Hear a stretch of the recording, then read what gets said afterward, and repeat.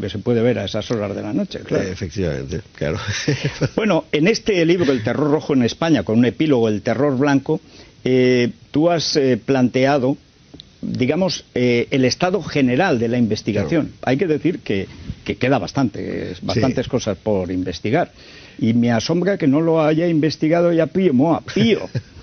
Muy buenas noches también. Hola, buenas noches. Bueno, el último libro de éxito de Pío Moa, esto le fastidia mucho a los progres. Cada libro tiene un enorme éxito. Este es el de Los años de hierro. ¿Estás en la 6ª edición? Va a salir la 6ª edición, sí. Bueno, esto es sobre los años probablemente más duros de la inmediata posguerra, 39-45. Pero en el gran libro tuyo, lo que fue la entrada, digamos, en las grandes ventas, el de los mitos de la guerra civil, pues se abordaba también, entre otros asuntos, la cuestión de la represión en el llamado por algunos bando legal, lo cual dedicándose al asesinato es una cosa sorprendente, la idea de legalidad. Bueno, yo creo que habría que acabar ya con eso de llamarles republicanos. No eran republicanos, era el Frente Popular. Y el Frente Popular fue el que liquidó la República, el que destruyó la legalidad republicana y creó un proceso revolucionario. Y una manifestación de ese proceso fueron los asesinatos en masa, ¿no? En la guerra hubo 3 tipos de represión, ¿no?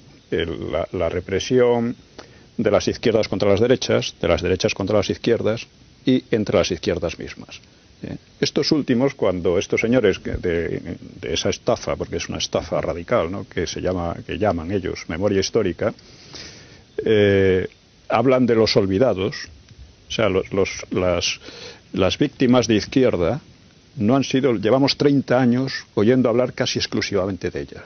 O sea, que no están olvidadas en absoluto. Son casi las únicas que se vienen recordando. Pero es que, además, los verdaderos olvidados eran esos anarquistas, esos socialistas, esos comunistas, que eran asesinados por sus compañeros de frente, ¿no? Y que fueron muchos, asesinados, torturados. El caso de Andrés Nin es un caso muy llamativo, pero es uno entre muchísimos, ¿no? Hay testimonios tremendos, ¿no? Yo recuerdo, José Javier, en el libro de Hernández, yo fui ministro de Stalin, que además se describe una tortura del NKVD, luego el KGB, que era despellejarlo vivo. Sí. Efectivamente, se desuella vivo a la víctima. Yo la verdad es que confieso que no sé no sé físicamente cómo se podría hacer eso. Muy lentamente, porque si no se te muere. Claro. O sea, es que es una cosa particularmente terrible. Cruel, sí. Y en el caso de Nin, luego el troceo, el desmembramiento, ¿verdad?, del cuerpo en vivo. No, es una auténtica locura.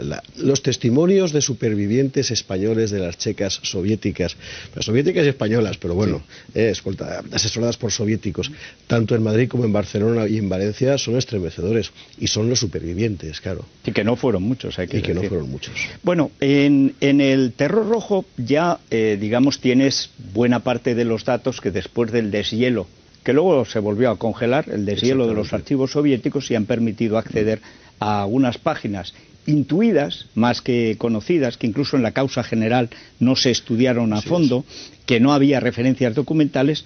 En la URSS la pena, digo la URSS porque eso sigue siendo la URSS, los archivos los han cerrado, eso es que es la URSS.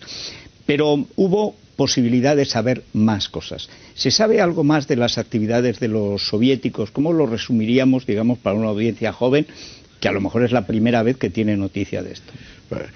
Se sabe prácticamente todo, eso es lo fundamental. Es decir, la Unión Soviética, con la anuencia del gobierno republicano, porque le interesaba, del gobierno del Frente Popular, instala un aparato policial militar paralelo en la España del Frente Popular, y ese aparato paralelo termina convirtiéndose en el principal aparato represivo y organizador de la España del Frente Popular. Siempre ellos con el proyecto muy claro de crear una gran organización que sea al mismo tiempo de espionaje y de control policial, que en España no la había. Los españoles, los socialistas como Galarza, fracasan en crearlo.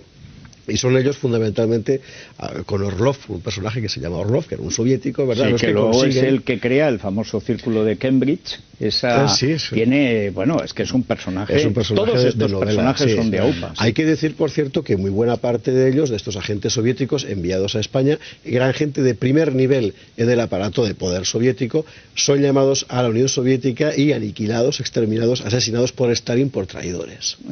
Kolsov, por ejemplo, que se supone que ayuda a Carrillo en lo de Paracuellos. Se supone que Kolsov es el animador de Paracuellos, ¿no? Pues así, efectivamente. Bueno, ¿qué puede haber realmente en esa fosa? Porque yo recuerdo que a propósito de lo de Nin, cuando estaba trabajando lo del campesino, estuve en el Pardo, porque esta era la zona que controlaba la 46 División, que era la del campesino. Por supuesto, la clave eran soviéticos, como todo lo del PC, y realmente los llevaban los soviéticos para estos efectos, ¿no?, de inteligencia, etcétera, y de represión. Pero es que el área era desde Alcalá hasta el Pardo, estamos hablando de una extensión enorme. Y en esa época se decía que Nin estaba enterrado en el Pardo. ¿Por qué se ha dicho que Nin puede estar en Alcalá? Bueno, la última noticia que yo tenía era que estaba enterrado en algún sitio entre Alcalá y Arganda, pero realmente no se sabe. Es decir, estos huesos puede estar allí perfectamente, también puede no estar, ¿no? No obstante, lo más probable es que se trate de gente de derecha asesinada, ¿no? Sí, ahí nos contaba hace 2 días en la COPE Pablo Planas, que es el que dirige el área de investigación de ABC, que está haciendo un trabajo extraordinario, por cierto, que han aparecido esqueletos casi con toda seguridad de mujeres, lo cual permitiría pues suponer que se trata de una represión salvaje típica de matar a las familias completas, como se hacía por estos defensores de la legalidad, ¿no? Sí, de hecho el número de mujeres asesinadas en general fue muy pequeño, ¿no?, tanto en un lado como en el otro, pero en el lado del Frente Popular fue mayor, y en Barcelona, curiosamente, fue una proporción muchísimo más elevada que en cualquier otro sitio, ¿no? ¿Cuál puede ser realmente el alcance de estas fosas? ¿Realmente hay muchas fosas por investigar, por averiguar, Hay pocas fosas por investigar, porque inmediatamente después de la guerra el gobierno de Franco dio una orden a todos los ayuntamientos para que abrieran todas las cunetas donde había cadáveres procedentes lo mismo de bombardeos que de combates que de represión, es decir, realmente España era un campo de muertos, ¿no? Y la mayor parte de estas fosas o cunetas que fueron localizadas se abrieron y los cadáveres trasladados a cementerios, por razones fundamentalmente de salubridad. Y hay que decir que la inmensa mayoría fueron efectivamente abiertas, entre otras cosas porque en aquel momento de los vencedores nadie podía temer una reprimenda por el hecho de haber matado vencidos.